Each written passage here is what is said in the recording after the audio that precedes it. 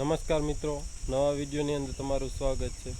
આજે આપણે વાત કરવાના કે એક ઓર્ગેનિક પ્રોડક્ટ આવે છે દવા, અને એનું નામ છે ફોર્મ્યુલા એસી, જે તમે આ બાજુમાં ફોટો જોઈ શકો છો। અને આનાથી ઘણો બધો ફાયદો થાય છે। જે આપણે શાકભાજી હોય એની અંદર કોઈ જાતની જીવાત આવતી નથી, અને સારી વૃદ્ધિ કરે અને સારી ચમક આવે, તો એના માટેનો જ વિડીયો હતો। અને આનો ઉપયોગ પાયાની અંદર કરીએ તો પણ બેસ્ટ છે। એટલે અમે જે મગફળી વાવીએ છીએ તો હર વર્ષે, તો એની અંદર અમે જે આ ફોર્મ્યુલા એસી છે એનો ઉપયોગ કરીએ, તો આ વર્ષે જે મગફળીમાં પાયાના ખાતરમાં ઉપયોગ કરીએ તો જો કે કેટલા પ્રમાણમાં નાખવાનો અને કેવી રીતના ઉપયોગ કરવાનો, તો વિડીયોમાં બન્યા રહ્યો। તો મિત્રો, આ આપણે છે ફોર્મ્યુલા એસી, જે શુભલાભ કંપની બનાવે છે, શુભલાભ એગ્રો પ્રાઇવેટ લિમિટેડ, આ અમદાવાદ। અને આનાથી બહુ સારું રિઝલ્ટ મળે છે। ને મિત્રો, આને ફાયદામાં જો વાત કરીએ તો જે બધા શાકભાજી પાકને અંદર બોવાનું સારું રિઝલ્ટ છે। જે દાખલા તરીકે તમે જો કે જે બટેકા હોય, બટેકાની અંદર જ્યારે સિઝન હોય ત્યારે એમાં ચાંદા પડે છે, અને અમુક ફળ જે બટેકું હોય એ નાનું રહી જાય, અમુક મોટા થઈ જાય। તો જો આનો પહેલેથી ઉપયોગ કર્યો હોય તો બટેકા બધા એક સરખા અને ક્વોલિટી આમ ચમકે એવા બટેકા થાય। અને જે આ મગફળી છે, લસણ, ડુંગળી, બધી શાકભાજીની અંદર આનો ઉપયોગ કરી શકાય। તો જેમ બને આનો ઉપયોગ કરો તો સારું। આ ઓર્ગેનિક પ્રોડક્ટ છે, અને જે આપણે એડ્રેસ આનું નાખી દેશું, જો કોઈને જોતો હોય તો આપણે એડ્રેસ છેલ્લે વિડીયોમાં નાખશું, એટલે એમાંથી કોન્ટેક કરી અને મગાવી લઈએ। જેમ કે અમે આનો મગફળીમાં ઉપયોગ કર્યો તો ગયા વર્ષે, અને આ વર્ષે અમે પાયાના ખાતરમાં ઉપયોગ કર્યો છે, અને જે બકાલા શાકભાજી છે એમાંય ઉપયોગ કર્યો હતો। જે તરબૂચ હતા અને અત્યારે મરચી છે, તો એમાંય ઉપયોગ કરીએ છીએ। અને આનાથી ઘણો ફાયદો થાય અને સારું રિઝલ્ટ મળે છે। તો આનો ઉપયોગ જેમ બને વધારે કરો, ને આને કઈ રીતના આપવું તો એનો વિશેનો જ વિડીયો છે। તો આ 250 ગ્રામનું પેકેટ આવે છે। જ્યાં આ 250 ગ્રામ પેકેટને તમારે જો પાયામાં ઉપયોગ કરવો હોય, પાયા ખાતરમાં, તો જે આપણે રાસાયણિક ખાતર આવે છે, જે ડીએપી ને બીજા કોઈ ઓર્ગેનિક કે હોય તો એમાં આને મિક્સ કરી દેવાનું।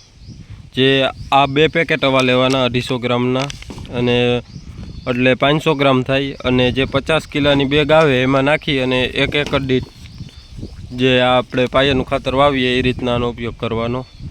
અને જે આ ટપક અને વેન્ચ્યુરીથી આપવું હોય તો આ જે પેકેટ છે એને પાણી 200 લીટર પાણીની અંદર 250 ગ્રામ મિક્સ કરી અને વેન્ચ્યુરીથી જે આ ટપકથી આપી શકો। અને જે ઓલા નોઝલ કાઢી અને પંપથી આપવું હોય, ડ્રેચિંગ કરવું હોય, તો એમાં એ જ રહેશે કે 200 લીટર પાણી એ 250 ગ્રામ નાખી દેવાનું। અને અમે આનો ઘણી જગ્યાએ ઉપયોગ કર્યો છે અને અમને રિઝલ્ટ એ સારું મળ્યું છે।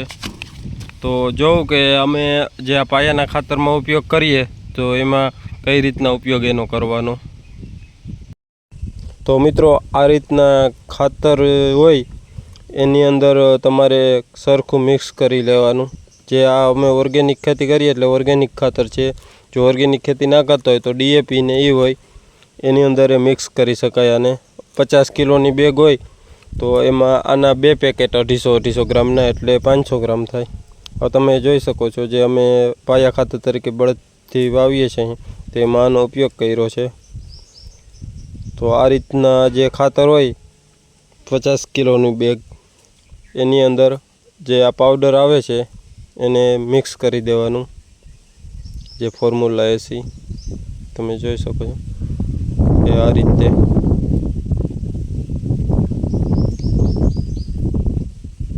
જો આ રીતના મિક્સ કરી દેવાનું। એમાં કાળા કલરનું પાવડર ટાઈપનું જ આવશે, ને આનું બહુ સારું રિઝલ્ટ છે। તો આ રીતના 2 પડીકી નાખી દેવાની 250 ગ્રામની। ને આનાથી કોઈ જાતની આડઅસર ખેતીની અંદર થશે જ નહીં, અથવા પાકમાં જો પાયામાં નાખો તો કોઈ જાતની જમીન બગડશે નહીં, અને ડાયરેક્ટ જો પાકમાં નાખતા હો તો કોઈ જાતનું પાકને નુકસાન નહીં થાય. 100% ઓર્ગેનિક પ્રોડક્ટ છે આ. તો આ રીતના મિક્સ કરી લેવાનું. આ તમે જોઈ શકો છો, આમાં મિક્સ કરી નાખ્યું છે કમ્પ્લેટ. આમાં સાવ દેખાશે જ નહીં. તો મિત્રો આ રીતના ફોર્મ્યુલા 80નો ઉપયોગ કરી શકો. તો મિત્રો આ તો જે ફોર્મ્યુલા 80નો વિડીયો કે આ ઓર્ગેનિક સારી પ્રોડક્ટ આવે છે, તો અમે આનો ઉપયોગ હર વર્ષે કરીએ છીએ પાયાની અંદર, અને સારું જ પરિણામ આવે છે. મગફળીમાં હર વર્ષે ઉપયોગ કરીએ છીએ, અને આ વર્ષે મગફળીમાં ઉપયોગ કર્યો એટલે એની માહિતી આપી કે આ રીતના ઉપયોગ કરી શકાય.